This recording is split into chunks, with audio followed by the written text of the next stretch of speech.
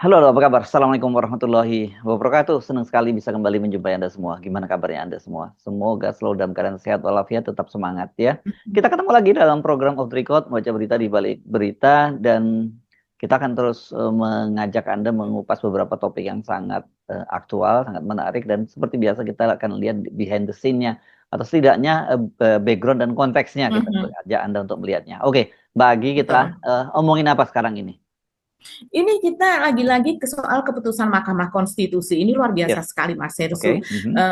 Jadi kemarin pada tanggal 13 November itu baru Hmm. saja Hmm. yang ramai saat ini muncul di permukaan adalah keputusan soal dilarangnya rangkap jabatan Hmm. kepolisian gitu ya, Polri. Hmm. Nah, Hmm. sementara satu lagi ini agak under nih keputusan ini kurang muncul padahal Hmm. ini Hmm. memperlihatkan bagaimana zolimnya Jokowi ketika itu Hmm. begitu melanggar berbagai peraturan bahkan yang ada di atasnya undang-undang atau konstitusi Hmm. begitu Hmm. Hmm. melanggar konstitusi bertentangan dengan konstitusi sendiri yaitu soal adanya keputusan presiden ketika itu pada tanggal 11 Juli tahun 2024 bagaimana kemudian keluar peraturan presiden bahwa HGU atau hak guna usaha di IKN itu Hmm. ditetapkan bisa diperpanjang sampai dengan hampir 2 abad atau tepatnya menjadi 190 tahun. Mas Heru Ya, pasti ya, ingat karena ya, kita beberapa kita kali pernah bahas ya. mempercakapkan soal ini. Hmm. Ya, oke, Betul.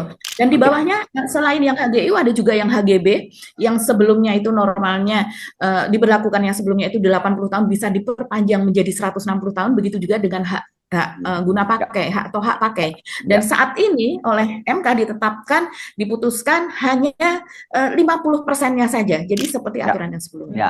Nah, ini oke, kita akan fokus pada HGU, tapi saya sedikit memberikan bingkai supaya tahu bahwa bagaimana di era Jokowi itu betul-betul ya rusak-rusakan pemerintah dibuatnya. Tadi Anda menyinggung Betul, soal luar soal biasa. Polri tadi ya. Nanti Mhm. Anda bisa nyimak di Headsbono Point, tapi dalam kasus ini Mhm. yang di soal Polri ini kan juga disebutkan oleh Pak Sulaiman Biponto yang jadi saksi di Mahkamah Iya, Konstitusi itu bahwa memang ini banyaknya jabatan rangkap jabatan di kepolisian itu dimulai di era Jokowi, dan karena sebelumnya di eranya SBY itu nggak ada tradisi semacam itu, dan saya kira pasti nggak mungkin karena SBY itu adalah ketua tim reformasi TNI, jadi nggak mungkin dia kemudian membiarkan polisi itu kemudian juga mengulang mhm, kesalahan yang sama yang terjadi pada TNI. Jadi ini background saja ya, menunjukkan betapa banyak sekali betul. keputusan-keputusan yang dampaknya itu merusak kehidupan kita dalam bernegara dan berbangsa gitu.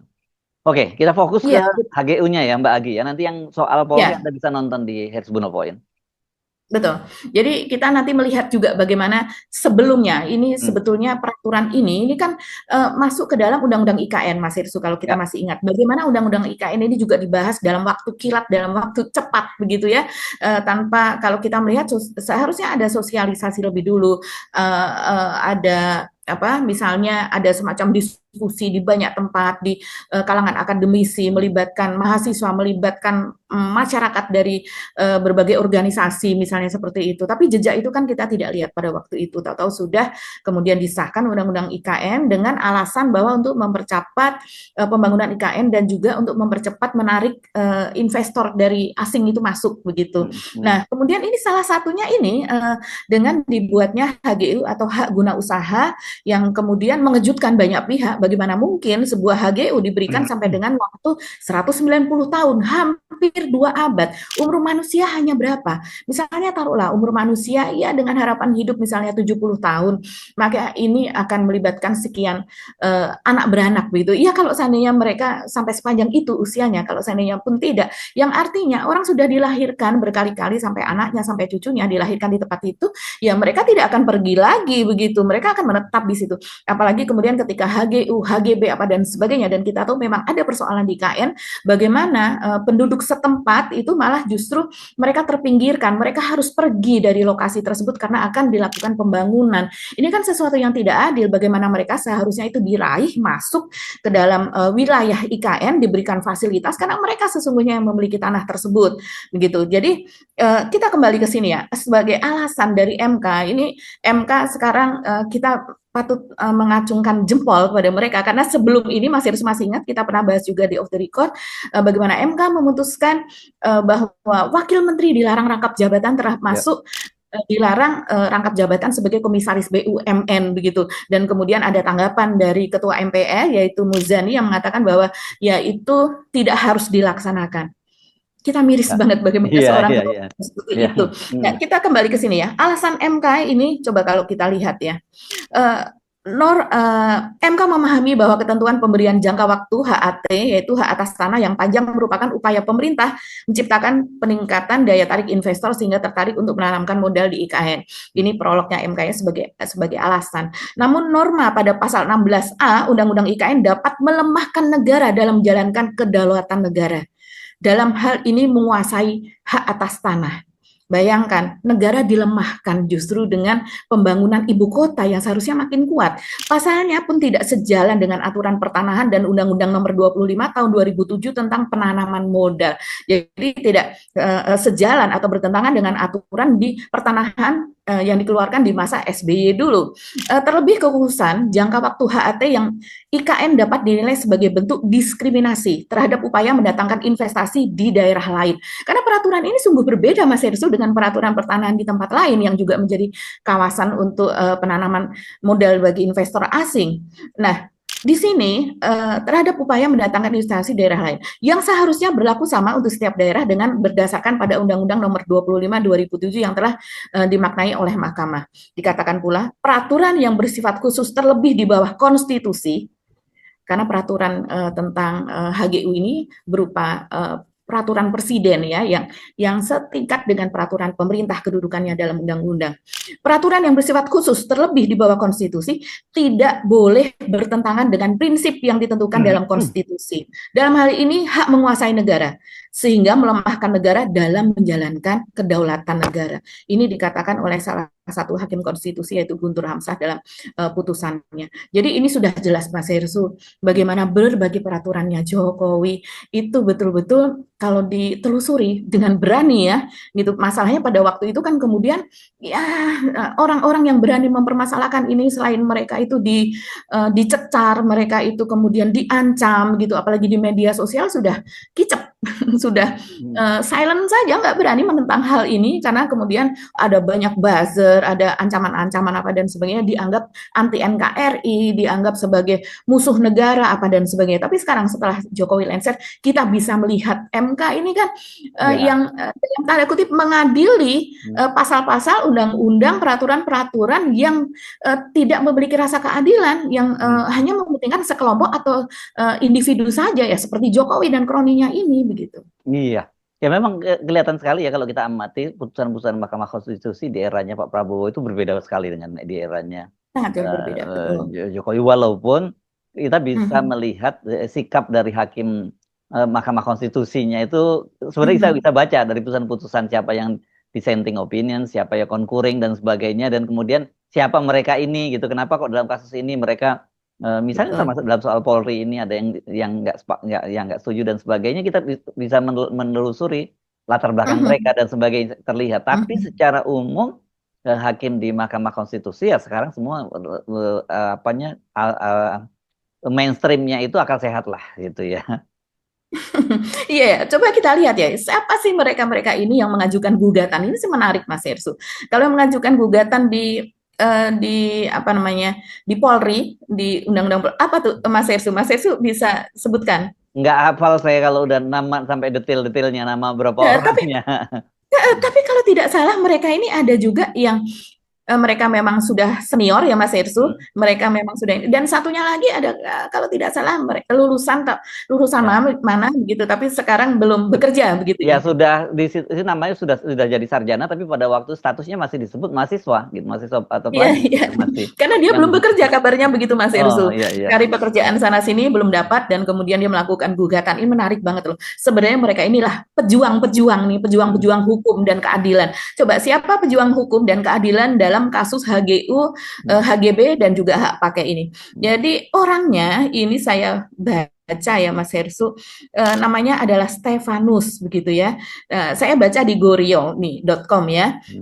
Di sini disebutkan Stefanus Febian Babaro namanya itu melakukan gugatan ke ke Mahkamah Konstitusi. Nah, putusan ini yang kemudian menggegerkan ya. Sebetulnya ini menggegerkan loh Mas Hersu karena Hmm. ini dengan dulu diterapkan oleh Jokowi 190 tahun untuk hak guna usaha itu begitu yang Hmm. Hmm. kita bisa bayangkan itu seluas apa hak guna usaha yang Nah, diberikan itu. Itu ya. tanah negara, tanah Hmm. orang, bagaimana orang yang hidup di dalamnya itu pasti bersinggungan dengan masyarakat adat yang ada di situ juga. Ini Ya, sudah orang ketika itu menilai, wah ini namanya kolonialisme begitu ya, ya, ya, ya, lebih lebih berat, lebih jahat daripada ya. Belanda. Masa Belanda dulu, pemerintah Belanda memberikan hak atas itu saja masih dengan berhati-hati begitu. Ya, yang menarik Stefanus ini, dia ini adalah seorang Hmm. ahli IT dan dia muncul itu sebagai saksi ahli di Saksi soal fakta ya. dia saksi Hmm. fakta di kasusnya di apa di gugatan terhadap Polri. pangkat ya Polri yang menduduki jabatan-jabatan sipil itu.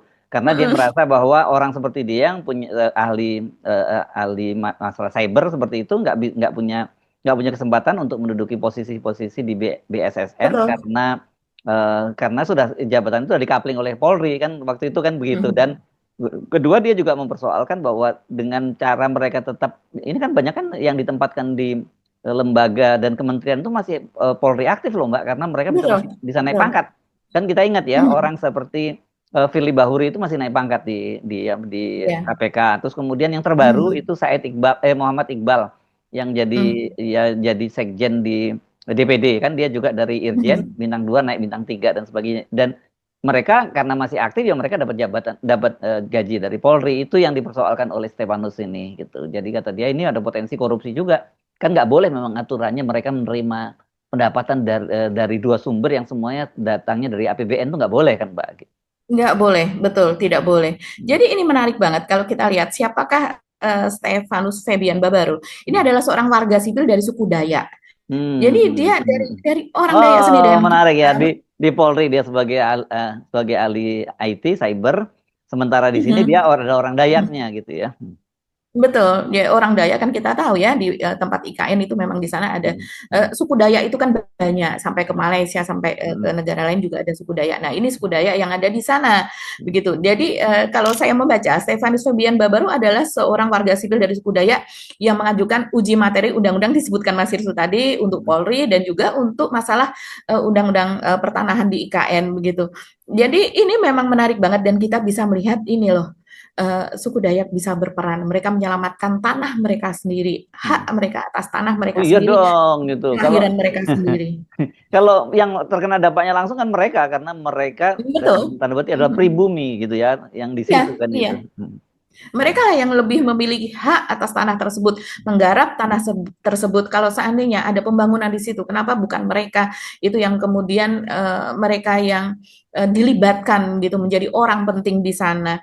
Dan di sini Mas Ersu yang menarik juga ini sedikit saja soal apa namanya soal Stefanus. Hmm. Seperti dijelaskan Mas Ersu tadi, ini saya membaca di EDN Times ya, Hmm. yaitu saksi fakta tadi yang Mas Ersu Hmm. jelaskan karena Stefanus ini juga menggugat apa namanya posisi Polri tersebut yang dia mengatakan bahwa situasi yang terjadi adalah ketidakadilan yang nyata karena dia ini lucu sebetulnya ya lucu tapi apa membuat kita jadi merenung. Stefanus mengatakan bahwa contoh ketidakadilan yang nyata yaitu karena dia ingin mengabdikan diri dan bekerja di sektor Hmm. pemerintahan.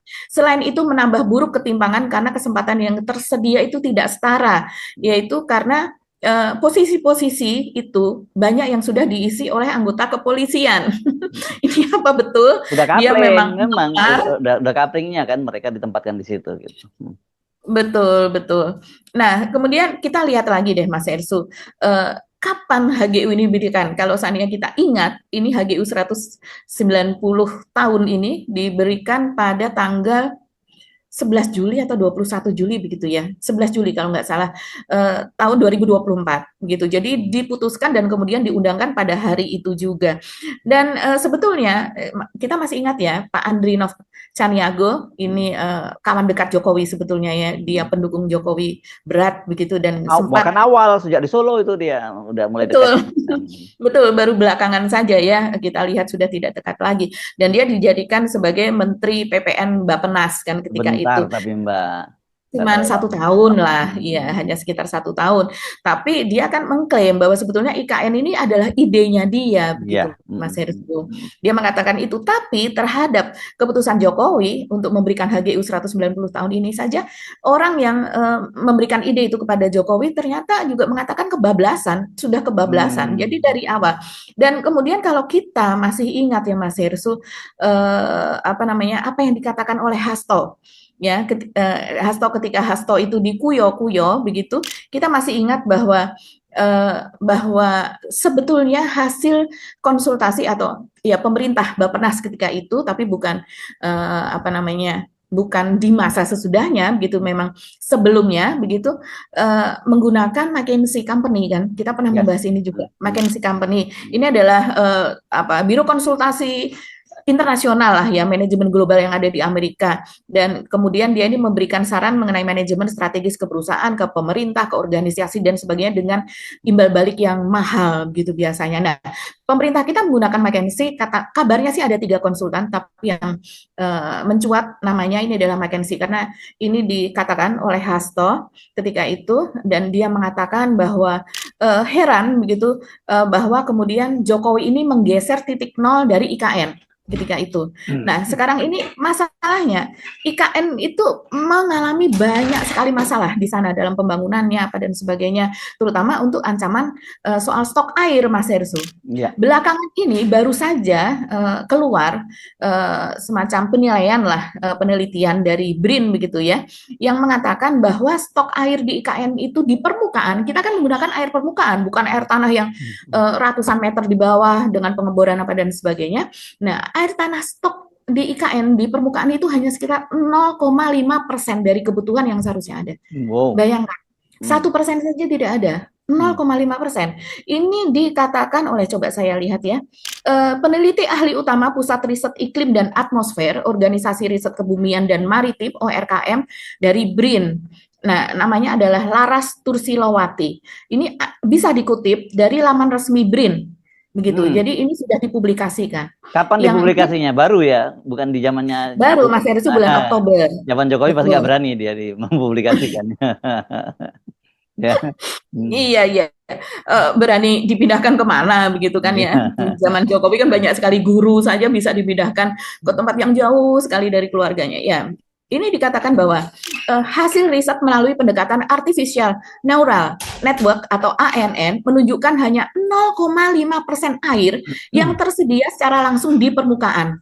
Bayangkan hidup di tempat seperti itu. Sekitar 20% tersimpan dalam vegetasi, artinya tersimpan dalam tanaman. Jadi misalnya di akarnya, di batangnya, di daunnya, dan sebagainya. Dan sisanya 79% merupakan kawasan non-air yang berupa lahan terbangun. Itu kondisi di IKN, pada syarat dari sebuah kota, pembangunan sebuah kota, itu yang dilihat pertama adalah air, karena semua orang mengatakan air sebagai sumber kehidupan, manusia nggak bisa hidup tanpa air, tubuh kita pun mengandung lebih banyak air begitu. Nah, kajian berbasis data satelit, ini memakai satelit ya, dengan metode ANN tadi, mencapai akurasi hingga 97,7%. Bayangkan, sehingga dapat menjadi acuan awal bagi perencanaan pembangunan IKN, dan saya rasa nggak mungkin ini tidak diketahui sebelumnya. Tidak mungkin Jokowi dan juga para anggota kabinet, menteri, konsultan, apalah semuanya itu bisa dibiayai. Dulu kan ada juga seorang ahli yang lulusan ITB, saya nggak tahu dia di mana lembaganya, kan pada waktu itu dia kan pernah juga viral tulisannya bahwa dia selama ini dia sering melakukan penelitian di situ ya, dia sudah melakukan eksplorasi di situ, dia tahu bahwa stok airnya itu di situ tidak memadai dan tidak layak untuk jadi ibu kota. Saya lupa nama seorang pakarnya, tapi yang jelas dia dari ITB pada waktu itu. Mungkin itu yang disebut oleh Faisal Basri almarhum ya, yang dia waktu itu kan juga pernah mengatakan seperti itu, tidak layak, dan bahkan lebih banyak jadi kandungan batu bara di sana. Bahkan Faisal Basri, kalau kita teman-teman bisa mencari sendiri deh, googling begitu Faisal Basri soal IKN tidak layak untuk dijadikan ibu kota. Di situ disebutkan bahwa hanya jarak berapa gitu ya dari kaki kita ketika kita menjejak tanah di sana, maka di bawahnya itu adalah berupa tanah panas atau berupa yaitu batu bara. Batu bara. Di sana kalau batu bara itu jangan bayangin digali sampai dalam-dalam aja, itu dari atas aja. Iya, dikeruk aja di sana itu. Betul, betul. Nah, ini kita kembali kepada Brin.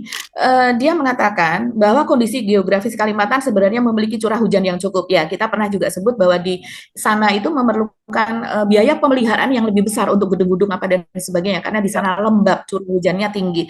Tapi air hujan langsung hilang sebagai limpasan atau run off. Ya, itu yang terjadi karena penyerapannya tidak maksimal. Gitu. Kondisi itu disebabkan oleh minimnya vegetasi penyerap. Jadi tanaman itu kan ada yang bisa menyerap, ada juga yang tidak terlalu menyerap, dan keterbatasan infrastruktur yang ada di sana penampung air. Memang sudah ada kan dibuat embung ya oleh Pak Basuki ketika itu, tapi itu jelas belum mencukupi begitu. Jadi biayanya masih sangat besar. Dan kalau seandainya sepanjang IKN itu berada di sana dengan manusia yang ada di sana dengan biaya pembangunan, biaya pemeliharaan, kan semuanya itu memerlukan peliharaan tidak alami begitu Mas Hersu. Ini memang memerlukan biaya yang sangat-sangat besar untuk IKN. Jadi ya itu tadi, dan itu hasil dari kebijakannya Jokowi. ya. Kita harus Ya, ngomong satu apa dengan persatu dia. makin banyak ini yang terungkap ya, kebijakan-kebijakan Jokowi yang betul-betul ini saya nggak tahu kalau kita positive thinkingnya ya karena keterbatasan pemahamannya dia gitu. Kalau itu kita positive thinkingnya gitu ya Mbak Agi ya. Tapi kalau negative thinkingnya mungkin ya ini kenapa kok banyak sekali kebijakan dia kemudian yang merusak gitu. Itu Betul. apa gitu yang terjadi dengan dia, itu yang jadi pertanyaan kan, masa iya dia sebagai seorang presiden mau menghancurkan negara ini kan. Akal sehat kita harusnya menyatakan nggak mungkin dong itu terjadi. Tapi kalau kita lihat dampaknya, ya apalagi kalau nggak kita bilang bahwa itu dia bisa menghancurkan negara ini kan gitu. Kebijakan-kebijakan dia yang tadi itu kalau untung saja kita nyebutnya soal IKN ini kan nggak banyak investor yang masuk gitu ya. Kalau Betul. kalau banyak investor masuk kan berarti ya digadekan yang seperti Anda itu gadekan Hong Kong itu saja kan digadekan ke Inggris itu hanya 100 tahun kan Mbak Agi waktu itu ya. Betul. Ya, Mhm. nah, ini Ya, sampai hampir 200 tahun kan, bayangkan itu yang terjadi kan benar-benar luar biasa. Banyak sebenarnya kayak terusan Panama dan sebagainya nggak sampai ratusan tahun seperti itu. Nggak betul. ya, memang betul-betul luar biasa. Luar Ya, biasa. saya sih positif thinkingnya dalam tanda petik ya mungkin memang under capacity lah gitu. Jadi dia nggak sampai, kalau orang Jawa nyebutnya nggak gaduk lah, dia mikir yang sampai yang gitu-gitu gitu. Jadi ya akhirnya kebijakan-kebijakannya konyol dan dia nggak paham kalau bahwa kebijakan dia itu kemudian dampaknya akan sangat buruk buat bangsa dan negara ini. Ya itu kira-kira saya sih coba positif thinking aja deh Mbak Aki. Ya, itu kalau positive thinking, Mas Hersu. Masalahnya orang yang dengan kapasitas yang tidak under capacity itu tadi, dan tapi memiliki ambisi yang sangat besar yang tidak sesuai dengan kapasitas. Ini orang ini siapa yang mendriving dia, gitu? Siapa yang Hmm, kemudian mengarahkan dia, membiayai apa dan sebagainya? Coba bayangkan sedikit saja ya soal IKN. Kenapa ingin apa namanya, dengan oversubscribe dia mengatakan segala sesuatu nah, dilebih-lebihkan lah. kalau itu Udah kata sekian Anda tahun gedabrus kan kalau segala kata Anda macam. gitu. Ya, itu kan Hmm, ngedabrusnya nggak cuma sekali, tapi terus-terusan bikin event-event yang wah berbiaya besar, mendatangkan ke sana setiap bulan, bahkan sebulan bisa berapa kali datang ke sana bolak-balik dan sebagainya, dengan biaya yang sangat besar, dengan apa namanya, dengan advertorial misalnya hmm. di upload atau dipesan gitu ya ke media-media luar yang sudah jelas kita tahu itu adalah advertorial begitu. Nah, sementara mendorong supaya orang ke sana, ibu kota pindah, dan kemudian Jakarta ini Jakarta yang ditinggalkan ya Iya. banyak sekali Dan mengatakan dan gedung-gedung itu nanti akan disewakan, mungkin akan iya akan dilego ke dijual dengan para harga Taipan murah. dan sebagainya Iya, itu kan, itu nggak serem betul. serem ya, tapi tangan Serem Tuhan sekali. tangan Tuhan bekerja ya, itu nggak jadi ya gitu Betul. kelihatannya ya Mbak Agi. Oke Mbak Agi, nanti kita sambung lagi dalam episode-episode berikutnya ya, sampai ketemu lagi, saya Hersubun Arif. Dan saya Beta, terima kasih atas perhatian teman-teman semua. Tetap salam akal Ya. sehat. Wassalamualaikum warahmatullahi wabarakatuh. Waalaikumsalam warahmatullahi wabarakatuh.